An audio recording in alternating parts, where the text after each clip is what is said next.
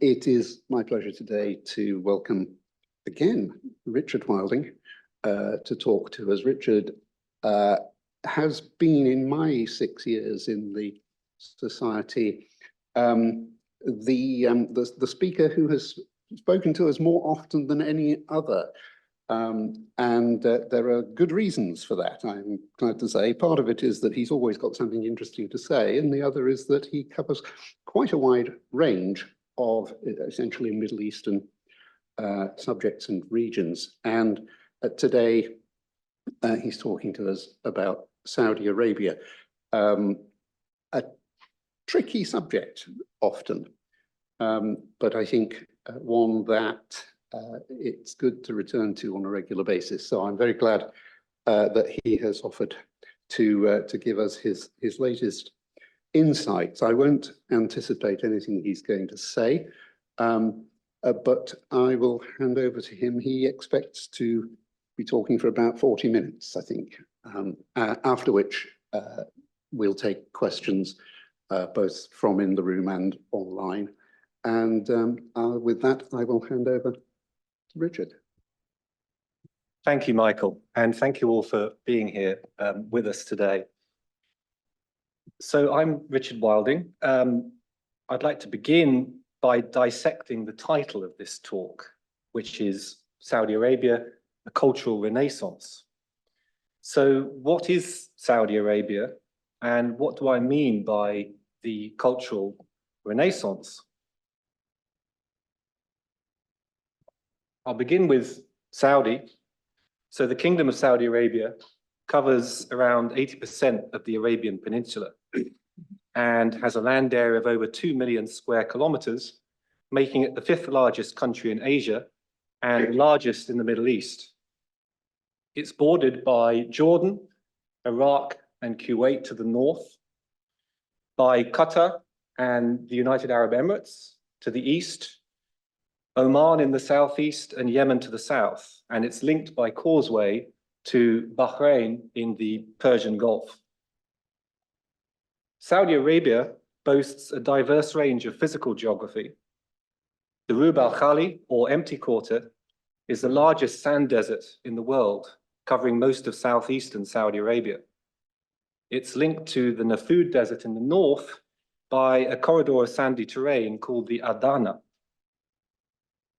The Hijaz Mountains run parallel to the Red Sea on the western coast, and in the Asir Mountains to the south, down towards Yemen, peaks reach elevations of over 2,500 meters. The Nejd region of central Saudi Arabia is a vast elevated plateau with an average altitude of around 1,000 meters. So let's move on to the second part of the title. What do I mean by Renaissance? Well, in Europe, the Renaissance is a period in history and a cultural movement, marking the transition from the Middle Ages to modernity, covering the 15th and 16th centuries, and characterized by an effort to revive and surpass the ideas and achievements of classical antiquity. It occurred after the crisis of the late Middle Ages and was associated with great social change in most fields and disciplines, including art, architecture, and science. So let's look at the past civilizations and achievements of this region that we're focusing on today. There's evidence that human habitation in the Arabian Peninsula dates back around 125,000 years. A 2011 study found that the first modern humans to spread across East Asia left Africa across the Bab al-Mandeb, connecting the Horn of Africa and Arabia. The Arabian Peninsula is therefore regarded as central to the understanding of evolutions and dispersals of man. In the Neolithic period, prominent cultures such as the Almagar, whose center lay in modern-day southwestern Nejd, flourished in the Arabian Peninsula. And the inhabitants of Almagar were one of the first communities in the world to practice the art of agriculture and domestication of animals. We see here this beautiful sculpture of a dog, possibly the ancient Saluki breed that originates from this region, dating back to 8,100 BCE. Bir Hima lies in the north of Najran, on the edge of the Great Rub al Khali Desert. And at this site, around 300 individual petroglyphs or rock carvings date back to around 5,500 BCE. And these drawings show that the region's climate was cooler in ancient times, sustaining cattle, ibex, lion, baboons, and even giraffes and ostriches. This wonderful drawing here is a hunting scene, and you can see depictions of camels and various hunting activities. And also here, the ancient South Arabian script, dating back to the 9th century BCE, which was used across the southern regions of the Arabian Peninsula. The earliest sedentary culture in Saudi dates back to the Ubaid period at Dossariya in the eastern province. And climatic change may have brought about the end of this mode of settlement, as little archaeological evidence exists from the succeeding millennium. In the 3rd millennium, records from the Sumerian city of Uruk refer to a place called Dilmun, associated with copper, and in later periods as a source of imported woods. Scholars have suggested that Dilmun was located in what is now the eastern province of Saudi Arabia, and it's likely that Tarut, as indicated here, was its main port and capital. By 2200 BCE, the center of Dilmun shifted for unknown reasons from Tarut onto the island of Bahrain. The importance of Dilmun is demonstrated by its role in the Sumerian creation myth. Dilmun was described in the saga of Enki and in the Epic of Gilgamesh as a paradise where predators do not kill, pain and diseases are absent, and people do not get old. So quite a sell. This Sumerian depiction of Dilmun may have been an inspiration for the later Garden of Eden story. Al-Qurayba, situated in the oasis of Al-Ula in northwestern Arabia, is believed to be the site of ancient Dedan, a significant hub of culture and commerce in ancient northwestern Arabia. Dedan thrived in the 1st millennium BCE due to its strategic position on the incense road connecting Saudi Arabia with Egypt, the Levant, and Mesopotamia. Dedan served as a capital for 2 successive kingdoms. Firstly, the local kingdom of Dedan in the early to mid 1st millennium BCE, and later the kingdom of Lihyan, which ruled over a much broader domain in the late 1st millennium BCE. Cut into the cliffs around 50 meters above Dedan are these burial niches decorated with reliefs of lions, dated to 6 to 500 BCE. An inscription on one of these tombs indicates that it belonged to a member of the Minaic community of Dedan that originated from Ma'in in today's Yemen. The Minaic were the most important trading partners of Dedan, and even had a small colony living in the ancient oasis. According to the religious beliefs of the day, the lions protected those buried within the tombs. An interesting interlude occurred in Arabia around 539 BCE, and this was the arrival of King Nabonidus, who was the last king of the Neo-Babylonian Empire, who ruled from 556 to the fall of Babylon in 539 BCE. In 552, he swept through northwestern Arabia, deposing the kings of both Dedan and nearby Tamar. Nabonidus subsequently settled in Tamar for 10 years, relocating both his court and administration, and thereby making Tamar the de facto capital of the Neo-Babylonian Empire. Why Nabonidus would choose to reside in Tamar baffled his contemporaries, and it continues to perplex scholars even today. The Lycianite kingdom most likely came into being in Dedan after the time of Nabonidus, as the king of Dedan is still mentioned during his Arabian campaign. Inscriptions show that between the 5th century BCE and the mid-4th century BCE, the expression king of Dedan is replaced by the kings of Lycian. By the early 3rd century BCE, Lycian acquired large influence due to its strategic position on the caravan road linking both north and south.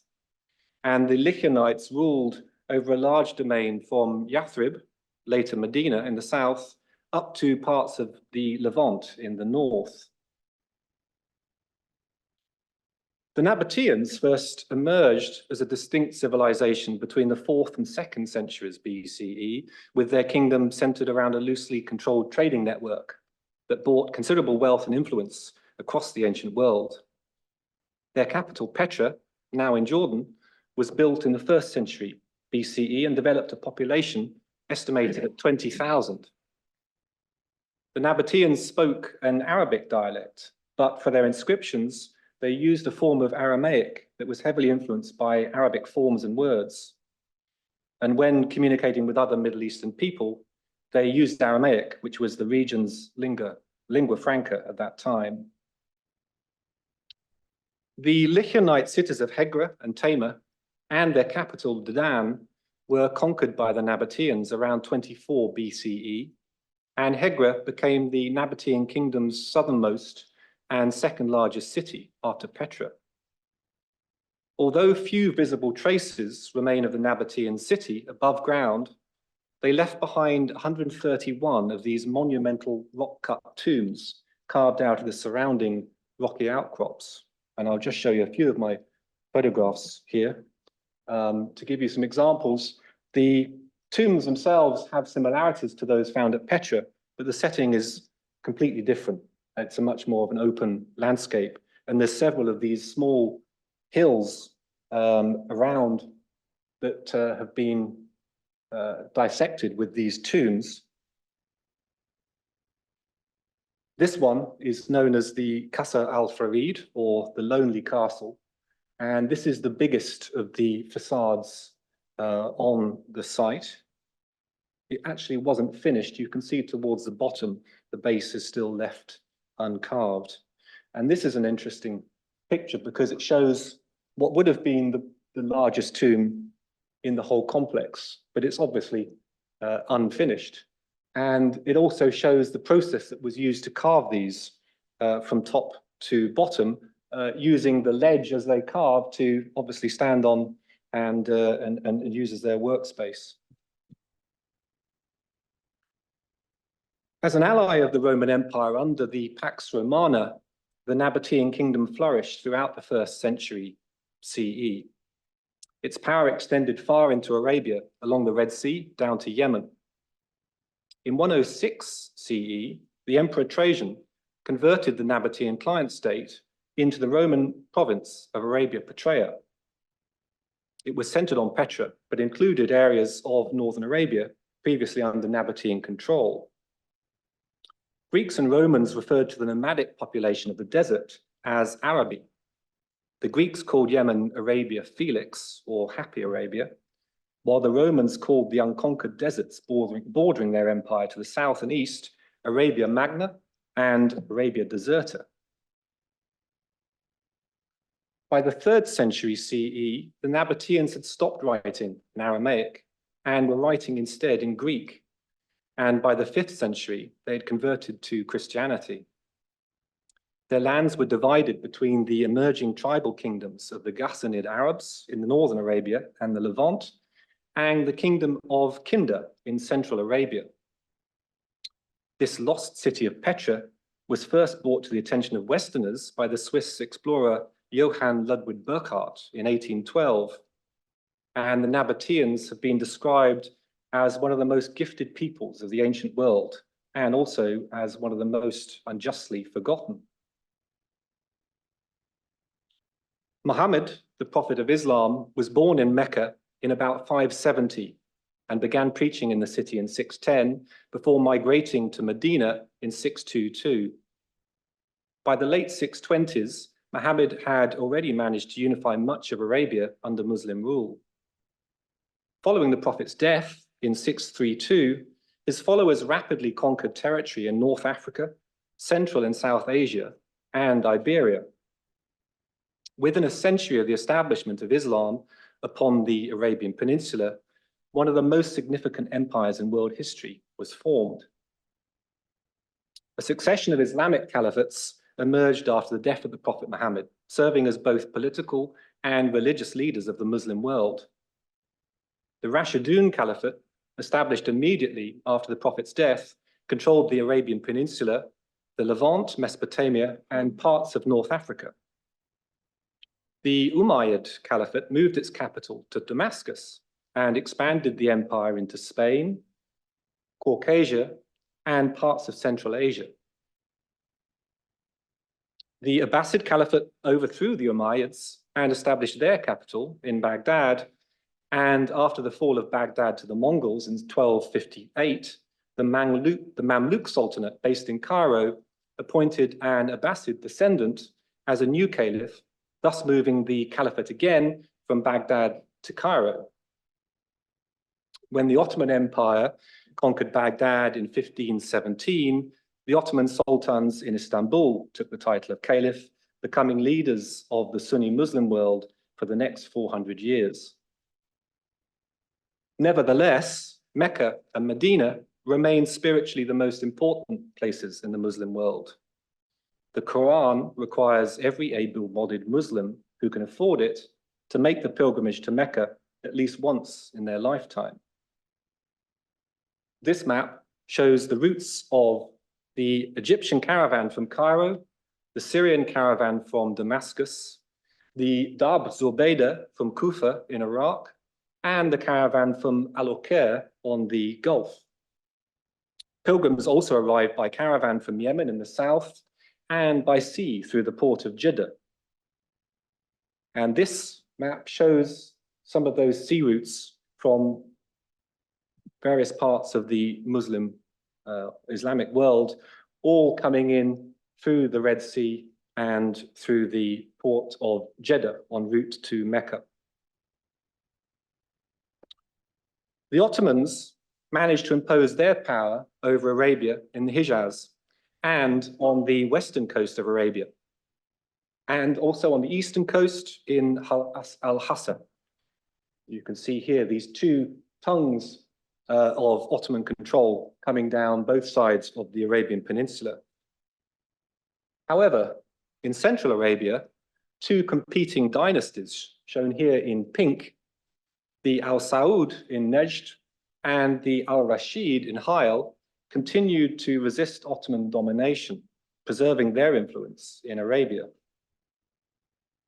The first Saudi state, established in the 18th century by Mohammed bin Saud and Mohammed bin Abdul Wahhab, unified the region's tribes under Wahhabi Islamic principles.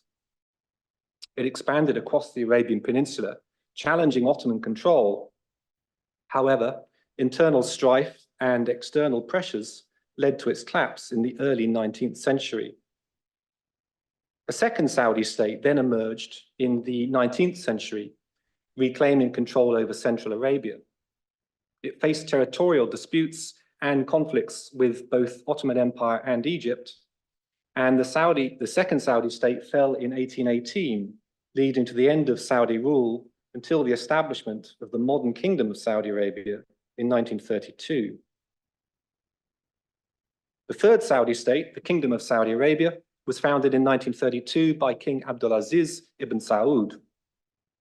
He united the regions into a single state through a series of conquests, beginning in 1902 with the capture of Riyadh, the ancestral home of his family, the House of Saud.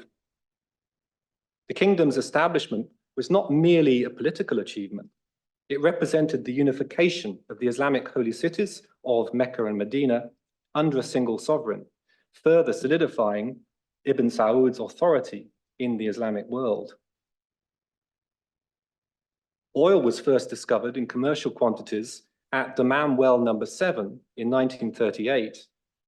This transformed the economic landscape of the newly formed kingdom and laid the foundation for Saudi Arabia's future wealth and global influence. In the 8 decades that followed, the kingdom's economy became highly dependent on oil. So at this point, I'd like to return to the theme I brought up at the very beginning of this talk, of the Renaissance. So as described at the beginning, the European Renaissance occurred after the crisis of the late Middle Ages. So what would be the equivalent crisis in Arabia? Well, in 1979, 2 events occurred that the Al Saud perceived as threatening their regime and had a long-term influence on Saudi foreign and domestic policy. The first was the Islamic Revolution in Iran. As the custodian of Islam's holiest sites, Saudi Arabia countered Iran's revolutionary fervor through increasing religious conservatism. The second event was the seizure of the Grand Mosque in Mecca by Islamic extremists. Part of the response of the royal family was to enforce a much stricter observance of Islamic and traditional Saudi norms. And therefore, for several decades, cinemas were banned, strict controls were enforced over the mixing of male and females in public, and conservative forms of dress were required, particularly for women. And now for what could be described as a cultural renaissance in Saudi Arabia over the past 8 years. Launched in 2016 by the young Crown Prince Mohammed bin Salman, Saudi Arabia's Vision 2030 initiative was a bold response to an urgent need for the kingdom's economic diversification for a future beyond oil. A wave of reforms have also been introduced to transform society, particularly aimed at empowering women and youth and opening the country to the outside world through tourism. For decades, Saudi Arabia's strict interpretation of Islamic law had prohibited women from driving, relegating them to dependence on male relatives or hired drivers. The decision to allow women to drive in 2018, it's amazing to think it's so recent, was part of a broader series of reforms aimed at modernizing the kingdom and enhancing women's rights. When I first started working in Saudi Arabia 20 years ago, it was not allowed to show women's faces in photographs. And one of my roles over the past 5 years has been as an advisor on heritage events and exhibitions to the Ministry of Culture in Saudi Arabia. And it's interesting to note that in this new context, whenever a presentation or proposal was being prepared, if images did not show women actively engaged, then they were immediately disqualified. So it's quite some turnaround in just a few years. Women are now entering many spheres of life, which would have been unthinkable just 8 years ago. Rima Jafali, shown here, is a Saudi Arabian professional racing car driver who competes in the International GT Open with her own racing team, Theba Motorsport. In November 2019, she became the country's first women racing car driver to take part in an international racing competition in the Kingdom of Saudi Arabia.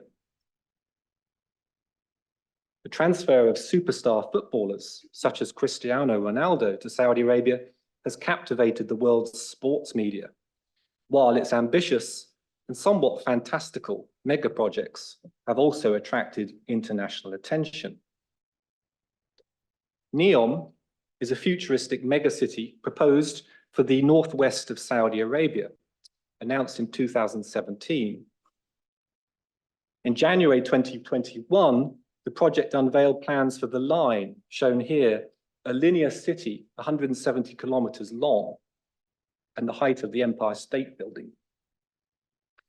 This car-free city is planned to be large enough to house 9 million residents, linked by a high-speed rail line and with all basic services within a 5-minute walking distance. Also part of Neom, Oxagon was announced as a floating industrial complex in the shape of a giant octagon. And in March 2022, the Trojena project was launched, which will potentially be the first major outdoor skiing destination in the Arabian Peninsula. And for those of you who are asking the inevitable question, yes, it does snow in Saudi Arabia, I have seen it, and I've also personally experienced flooding and hailstorms. The NEOM project has more recently announced a series of 8 hotel and resort developments on the Gulf of Aqaba. And this fits into the recent development of international tourism, with the first tourist visas only issued 5 years ago in 2019. So I'm just going to show you a couple of examples of what is being developed. This is Sarana, which is a hotel and seaside resort and spa complex, and Zardun. And again, returning to the Renaissance theme, I think an interesting parallel to be made here is that just like in the Renaissance, when the best architects and craftsmen gravitated to the great centers of cultural influence, so now are the world's most ambitious architects working in the new Saudi Arabia. This is an example of a building that's actually been completed. This is Maraya, or Mirror in Arabic, which is a multi-purpose theatre, entertainment and conference venue in Al-Ula, which we previously visited when we were looking at Dadan. Covered entirely in mirrors, the building reflects the surrounding natural landscapes. And I think these photographs kind of certainly look like they've come off a 3D graphics package, but these are actually real photographs, and it shows how this building almost disappears into its environment. You can see it here reflecting the sand dunes and rocky outcrops. It's a truly amazing building. And I think an interesting thing to bring up here is some of the use that this building is actually being put to. This was an event which I was actually involved in planning when I was working with the Ministry of Culture, and then I was invited back to speak here in October last year. This is the World Archaeology Conference taking place in the Al-Ula Maraya building. And I think it's important to say that these events are, again, bringing people together to discuss ideas, to share knowledge and information, and of course, trade. And it's very fitting this taking place in Al-Ula, which was doing the very same thing in a different way thousands of years ago.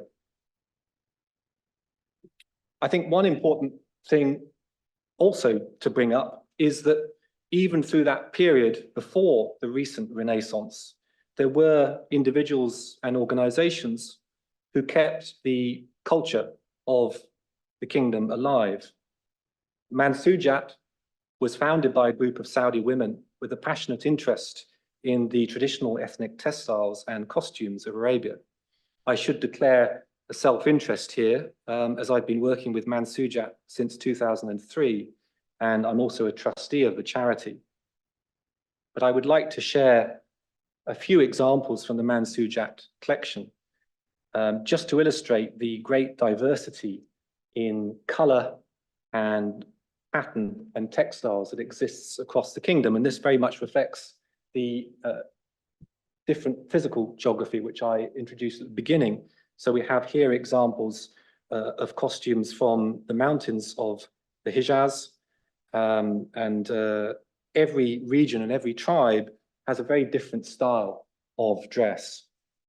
These costumes are from the Jahtali tribe, which inhabit an area below Jeddah, along the Red Sea coast.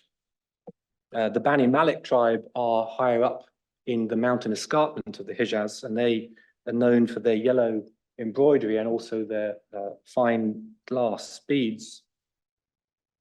Further south in Asir, again, we see the costumes reflect the terrain. We have a lot more of floral patterns, and also we see here the women wearing herbs in their hair, similar to the famous flower men of Asir, who wear these wonderful headpieces made up of herbs like basil and marigold.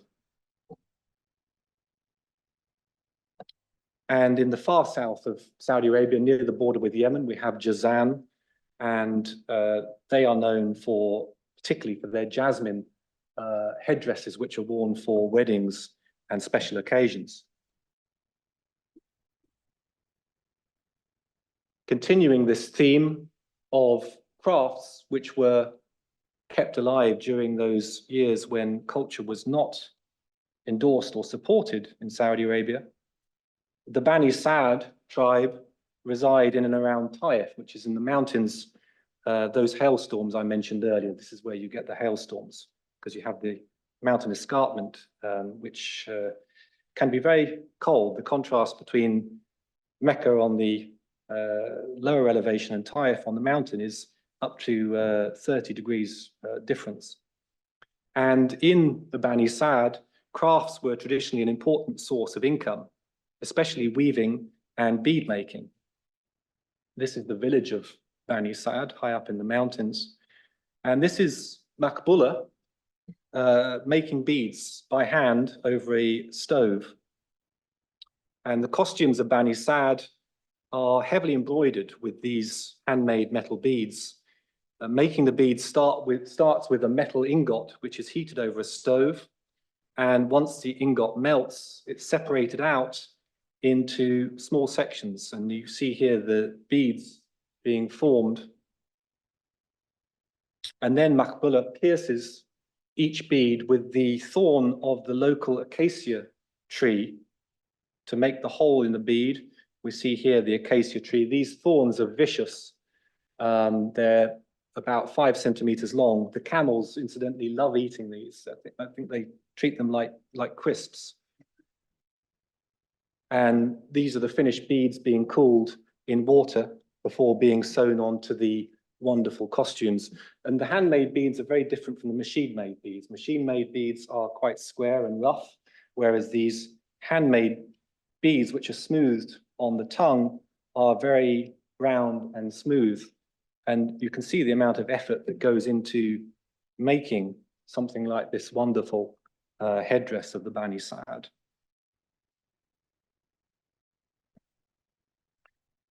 So next we're on to Asir in the far south, and just showing a few more examples of the crafts of Saudi Arabia, which are now being revitalized and being used as part of this development of a cultural tourism in Saudi Arabia. This is the wall painting known as Kat, which is done by women inside the houses of Asir. And we also see here an example of painting being done around the outside of the houses. These would be built from mud and traditionally would have been painted with vegetable dyes, but now they use the modern Dulux house paints, which are a bit more garish, but still very impressive. And this is a very beautiful interior. This would be a main guest reception room inside one of the houses. This is the Ghatan tribe near Abha in Asir. And I'm going to show a few examples of restoration projects being undertaken, because I think it's important to balance out those rather fantastical modern buildings and developments that are being proposed or built with some of the traditional heritage of the kingdom, which thankfully is now being taken seriously and lovingly restored. This is Rijal Alma village in Asir. And this was one of the first restoration projects undertaken in Saudi. This was initiated partly by the villages themselves and then taken up by the Saudi Commission for Tourism and Antiquities. And these are really wonderful buildings made from dry stone walling. So there's no cement used in the construction. This is done by taking large stones and then packing very tightly small pieces of slate between the larger blocks. And we see here this wonderful example of decorative stonework with layers of quartz picking out the pattern. Al-Baha, slightly further to the north, is located in the southern part of the Hijaz Mountains. And this is known as a region of 1,001 towers. And these stone and slate observation towers were built to protect villages, roads, and crops from attack by rival tribes. And again, we have here a really beautiful restoration of a village called Thiain, which sits on a natural outcrop of marble. And this was largely in a ruinous state, but it's now been restored and is being used for tourism and cultural activities. Al-Balad is the historical center of Jeddah, the city known as the Bride of the Red Sea and the second largest city in Saudi Arabia. And Jeddah first achieved prominence in the 7th century and grew in size and importance due to its position as the port of arrival, as I mentioned earlier, for pilgrims traveling to nearby Mecca. In the 70s and 80s, when Jeddah became wealthier, many residents moved away from Al-Balad and the area fell into extreme decay. This is an aerial view looking out from one of the taller buildings in Al-Balad, looking down onto the market below, and an example of the architecture. And the buildings, the traditional buildings, were built mainly from coral, which was sourced from the Red Sea. There was no stone locally, so they would dive down and carve out blocks of coral. You can see it here, the detail showing fossils of various sea animals. And these doors show traditional style, which was very common throughout Al-Balad. These very decorative doorways. But when I was first in Jeddah in 2010, this is what large parts of Al-Balad looked like, a really tragic sight. And there were several reasons for this. It was quite advantageous for the owners of these properties to let these buildings fall into disrepair so they could be demolished and then rebuilt in a more profitable way. And also, Al-Balad itself had largely been emptied of its original residents and was being inhabited by poorer immigrants from Africa.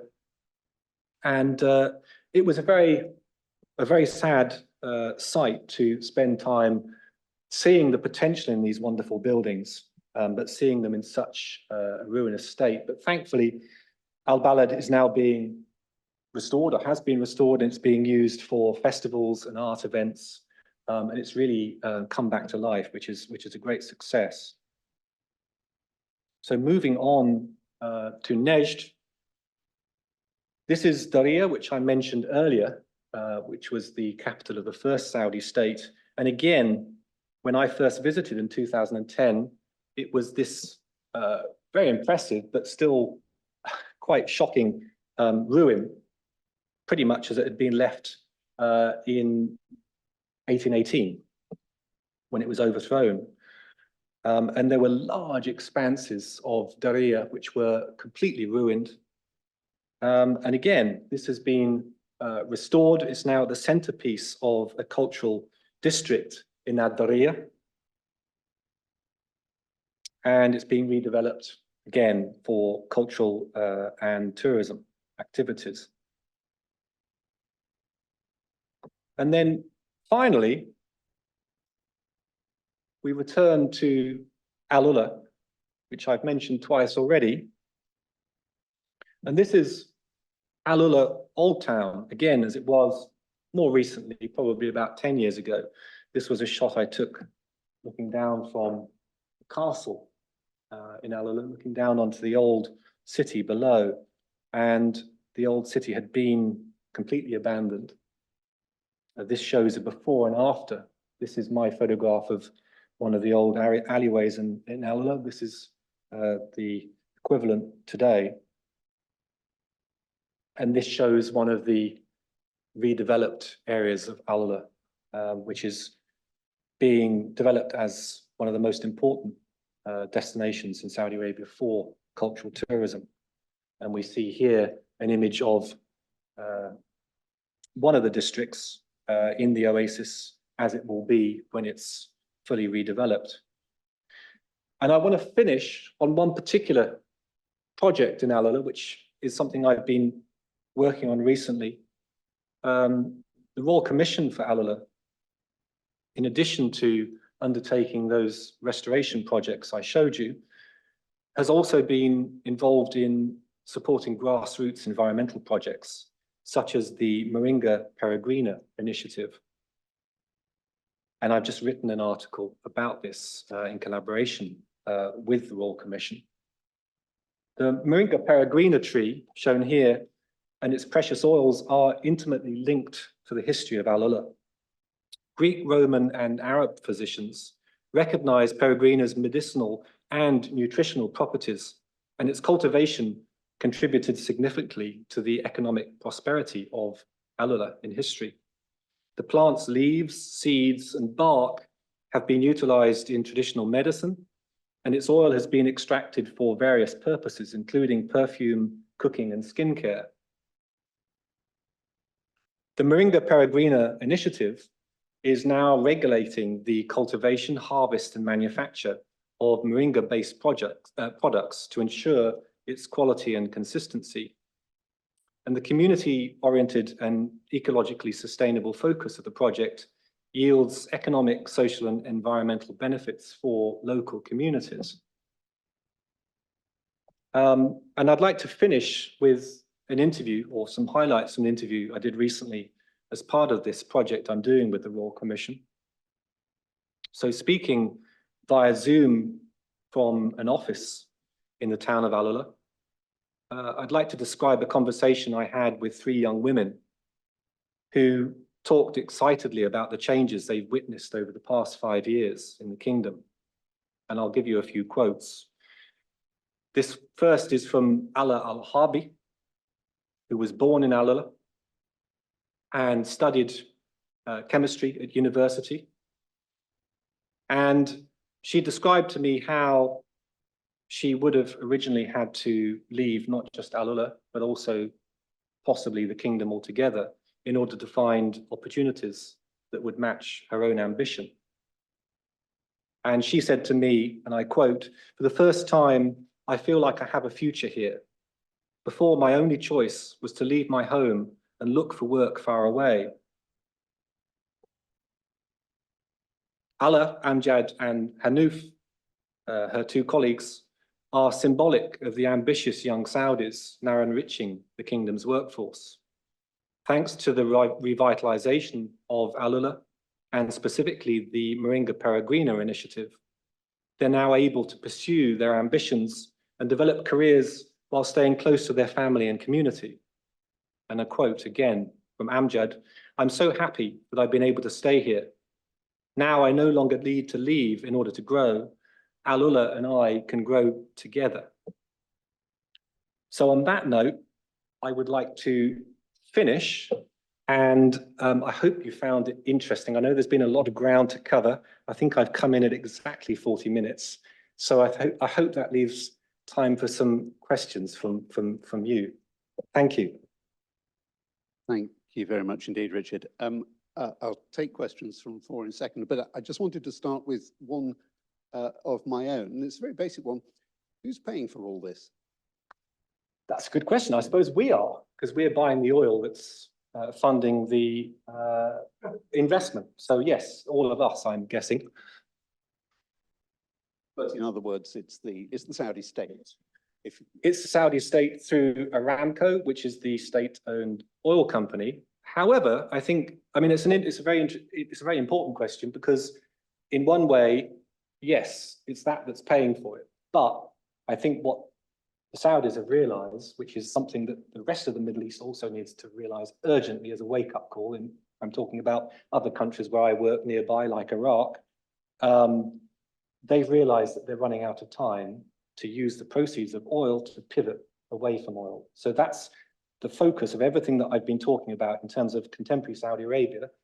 It's an attempt to take the money while it's still there, while the oil is still in demand and while it's still flowing, to build an economy that is preparing for a future beyond oil. So that's the important thing.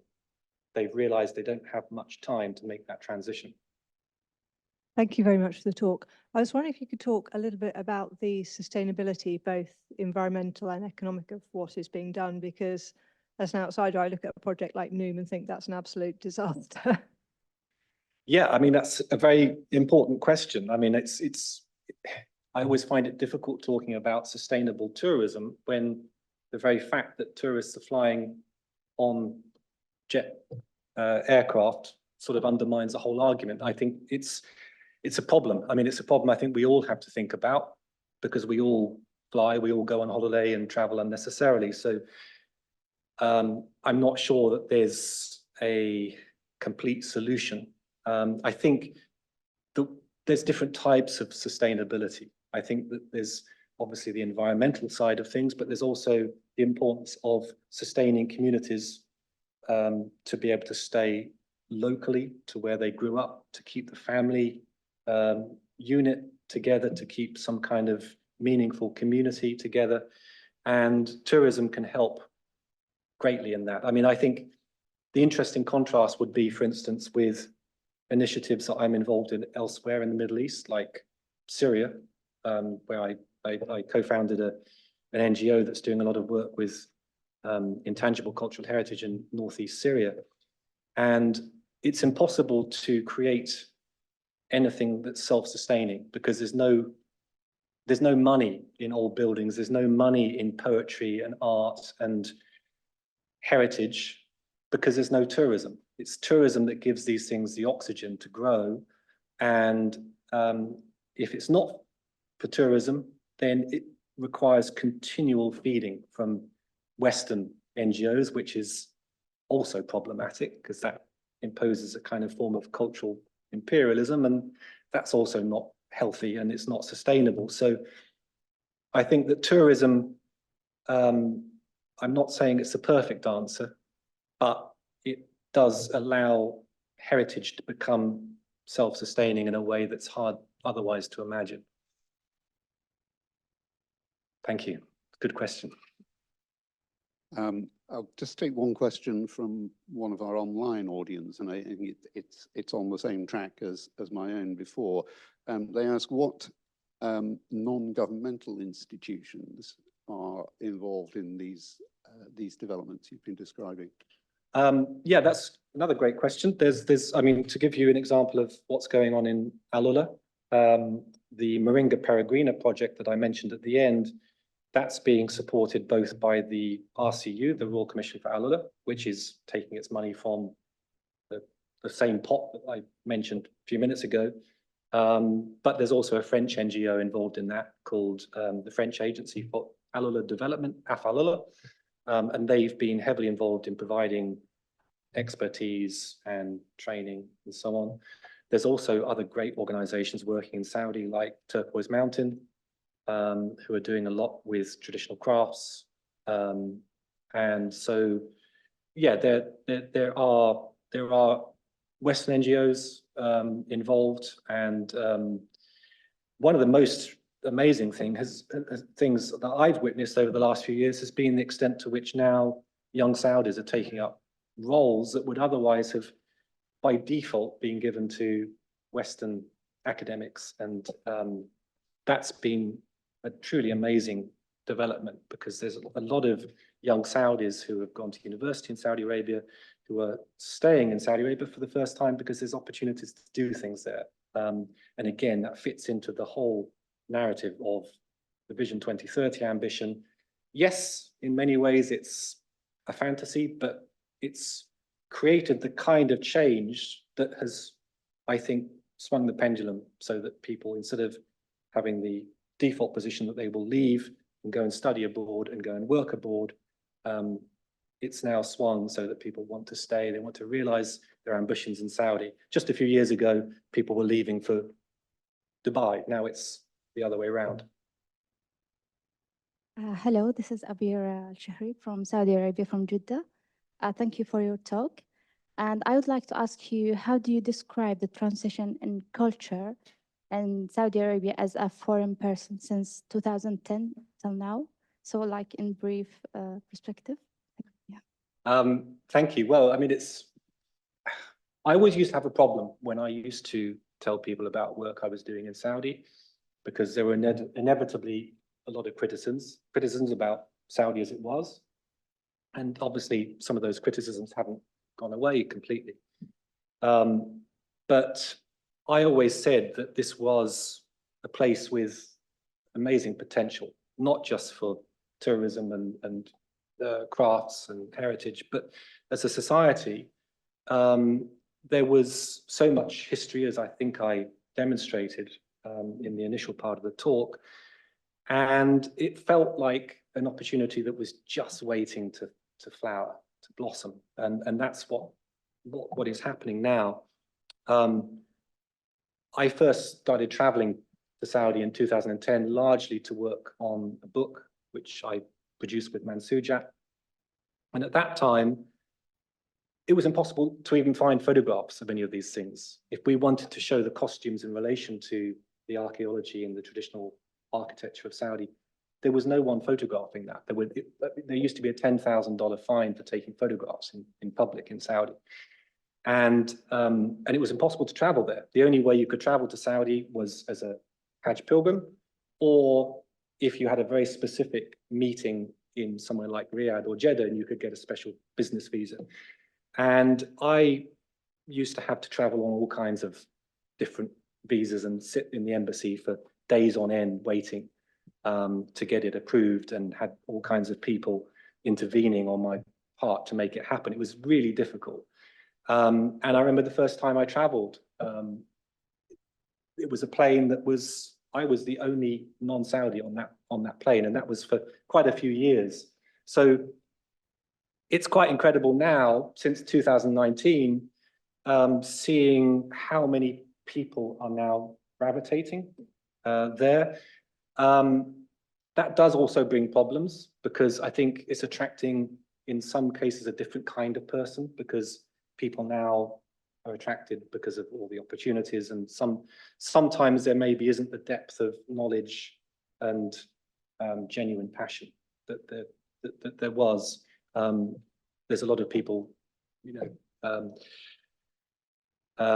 taking the opportunity rather than really having a genuine involvement. But it's amazing what's been happening, and I think that they can now act, hopefully, as an example to other regions of the Middle East that, as I said, also need desperately to transform themselves economically and socially.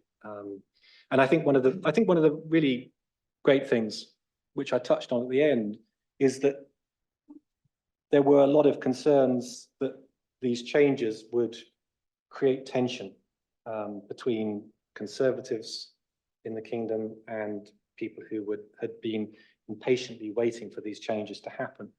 And there was a fear that it would bring them into conflict. But in actual fact, I think the example I talked about at the end with these young women,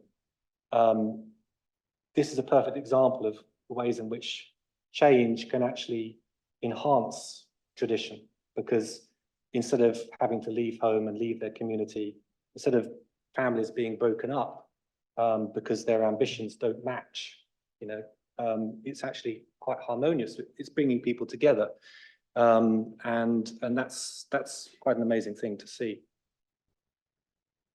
Thank you. Ghadir Harthi, Central St. Martin's, and a trustee of this. Thank you. I've read your book before on traditional costumes, and I found it very helpful for my research. And I'm just, thank you for the talk today. It was very insightful. As a researcher, I'm curious because a lot of it focused on what cultural transformation in Saudi meant to Saudi women, right? And how the policies affected their lives in a very positive way. So my question is, have you interviewed any Saudi men in Al-Uda or anywhere else in Saudi, and what this meant to them? Yes, I have quite a few. They didn't get a mention today because I wanted to bring women to the front. But yes, I have.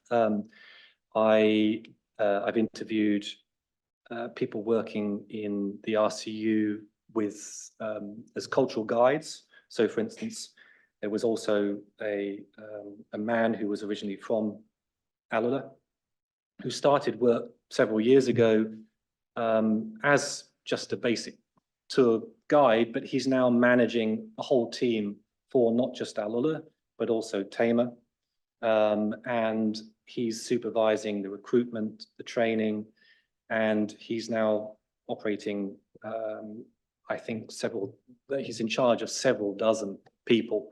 And so there are opportunities for people like that, and it's all because of the arrival of tourism. So yeah, I mean, I think there's lots of examples of men who are benefiting in the same way, and likewise elsewhere in the kingdom. I think that you know, the people doing the restoration of buildings in Rijal Alma and Thiene, those examples, these are people who have managed to hold on to those traditional skills, but they were dying. It's like the bead making. Maqbula was the last person in that whole region who knew how to make the beads in that way. And we're just very lucky that some of those traditional skills have not been lost in those sort of decades where there wasn't much support for heritage. So we're very lucky that the skills are still there, just like those dry stone walls that you saw, which were built by men who I've seen, you know, chopping up the slates and fitting it together. I showed someone in Yorkshire, in this country, who builds dry stone walls for a living. I showed him pictures of the way those walls have been put together, and his jaw just dropped, you know, because he said, this is just incredible. Not just a dry stone wall this high, but a building 4 or 5 stories high. So yeah, these are all male craftsmen who are putting those things together. So I think it's affecting men and women equally. I think the difference is now that there are more opportunities for women, and I should point out that again, there's often a lot of very simple narratives that are told about somewhere like Saudi, and they're sometimes partly true, but they're never completely true. And one of those is that women didn't work. That's not true at all. There were always women in the workforce. Now there are more opportunities, for sure. But women were working as teachers and many other positions in medicine. It's just now that it's much more equal in terms of opportunity. And there's many more things that would have been reserved for men, which are now also open to women, like being a racing driver, for instance, which would have been unthinkable just a few years ago. Thank you. The futuristic developments in the northwest, is it called Neom? Neom. Neom. Yeah. Could you enlarge on what's actually going to happen there to make it an attractive, self-sustaining economic place to be? Yeah. Why people would want to go and live there? Yeah, it's I mean, it changes quite frequently, actually, because every time one looks, there's a new project on the drawing board. There's been a lot of talk about use of autonomous vehicles to service everything. People talk about robots who do all the menial tasks like road sweeping and, well, not roads, there aren't any roads, but whatever they will have, footpath sweeping. I don't know, to be honest. And I think that we'll have to wait and see just how quickly some of those projects will actually be realized. I think that the remarkable thing is the level of ambition. The challenge will be how that will be realized and what challenges will have to be overcome. It's not my area of expertise. I would classify myself as a bit of a skeptic when it comes to those projects. I'm much more interested in the grassroots, human scale projects myself. But what I do think is it's made a big mark. It's put a marker down that's changed people's perceptions of the level of ambition of the kingdom. I think for many years, it felt like a place that was behind the times. Now it's almost too far ahead of the times in terms of its ambition. And I think that, but that's an important change. I think we will just have to see how those projects are realized. And I don't know. But I know that it's planned to be a high-tech hub. I know they're attracting industries like computer game design, And they're trying to build all kinds of factories for building electric cars. They're trying to create partnerships with many motor manufacturers for autonomous vehicles, things like that. But I don't know much more detail. Firstly, thank you for a very interesting chat. My name is Dr. Maggie Burgess, and I worked in Saudi from 1976 to 1986, before you were born. Yeah. And in the hospital, there were 59 nations represented in the staff. As at the we opened the King Faisal Specialist Hospital and Research Center. And so one of the questions I want to ask you is there not still a huge expat population there? And are they not interested now that they're restoring all these wonderful heritage sites? Don't you have a market sitting on your doorstep there as part of your sustainability thing and, you know, flying in your jet and all that sort of stuff? That's one thing I wanted to ask about. The other thing is this law may have changed along with women being allowed to drive. I met lots of women going to university, studying I met lots of Saudi women doing amazing things, but they could not go anywhere unless their father gave them permission, or if he wasn't around, their husband or whatever. So you might have those lovely, wonderful, little girls, they're going to stay there now anyways, but the ones who do want to go out, that's all well and good, but unless you get permission, you're going to be in Saudi Arabia. Yeah. So maybe that's changed. I don't know. Yeah. Very interesting to see somewhere come a long way. Yeah, it has. Yeah, the guardianship laws have been changed quite radically. I wouldn't say it's been completely resolved, but there's certainly been a lot of movement on that front. I think that it's difficult to define sometimes where the state's authority begins and ends on something like that, because a lot of that control is actually down to family tradition and so on. I think that one of the most radical changes has been the abolition of the Matawiya, the religious police, who had control over that, but also things like the way women dressed and mixed in public, and so on. Yeah, that's right. Yeah, yeah. They used to walk around with a whip. Yeah, that's right. I mean, to give you an example, comparing how things used to be, where when I first started traveling to Saudi, I couldn't even sit in a car with a female. We couldn't share the same vehicle. And if they weren't my wife or a blood relative, let alone mixing in public. And even if there had been things like public cafes, which there weren't really, it wouldn't have been possible to sit as a mixed group. When I led a photography workshop in Jeddah about 5 years ago. And it was amazing because most of the students I was working with were female, and none of them had their hair covered. We were spending time wandering around Al-Balad, taking photographs as a mixed group. No one challenged us. No one had a problem with it. We went to a cafe. We sat in the cafe looking at pictures on the camera together. No problem. I mean, it's a massive change. And I think, yes, there's always going to be things that we want maybe that bring them closer to alignment with our values, but no one can say that there hasn't been a tremendous change for the better. No, I know you weren't saying exactly. Yeah, yeah. Thank you. Yeah. I'm sorry, I'm going to have to move on. I'm just going to take one last question over here, I'm afraid. We have Uber drivers now, women Uber drivers in Jeddah and Riyadh. I'm from Jeddah.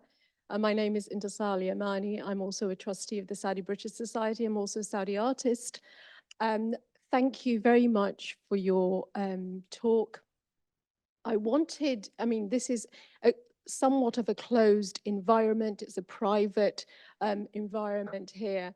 But what about this narrative reaching mainstream society with your focus on the human aspect, the grassroots in the media, because you mentioned that there's not enough information out there. How can we change that together? In the West, you mean? In the West, yes. Yeah, that's a good question. I think in some ways, the Saudis, when I say the Saudis, I mean organizations like the Royal Commission for Al-Ula, are going about it in slightly the wrong way, because they're doing a lot of publicity in the Western media that feels too much like an advert for what they're doing. And I should emphasize that, yes, I've just written this thought leadership article for the RCU, but they don't pay me to do this talk. I'm in no way doing this because I'm trying to endorse them as an organization. But too often they will feature articles in newspapers that have got, in very small writing, paid for content, and it reads too much like a sales pitch. And so I try very hard to try and bring a balance, which I think is critical for sophisticated audiences in the outside world, because if I just talk about the positive things and I don't also bring into play some of the things that maybe over in Saudi they would watch me give a talk like this and they wouldn't like some of the things. They wouldn't like me showing pictures of Al-Balad as it was a few years ago, because to them it's a negative image and they don't want people to be thinking about that. But I always, when I'm asked or when I give my opinion, I always say it's critical to get that balance, because if you don't show both sides and you don't talk about the negative as well as the positive and talk about things that maybe still be improved and things in the past that are quite unpalatable that some people would rather we didn't talk about, then you can't bring your audience with you. So that's critical. And I think that's the thing that needs to be learned, that it's sometimes healthy criticism and a balanced kind of portrayal is really critical if you want to win over Western audiences or international audiences. So I think that's something I would say they should think about. Thank you. Thank you very much, Richard. And I'm sorry, I know that there are many other questions out there, but I am going to have to wind this up now. You may be able to corner Richard afterwards and ask him privately. He's mentioned a couple of times the organization Mansujat, and Richard did in fact speak to the RSAA about the work he's been doing on, well, it was actually traditional Saudi costume, I think we spoke about at the time. And if anyone in the audience is interested in that, a recording of it is available on our YouTube channel, and you'll find it there. Thank you.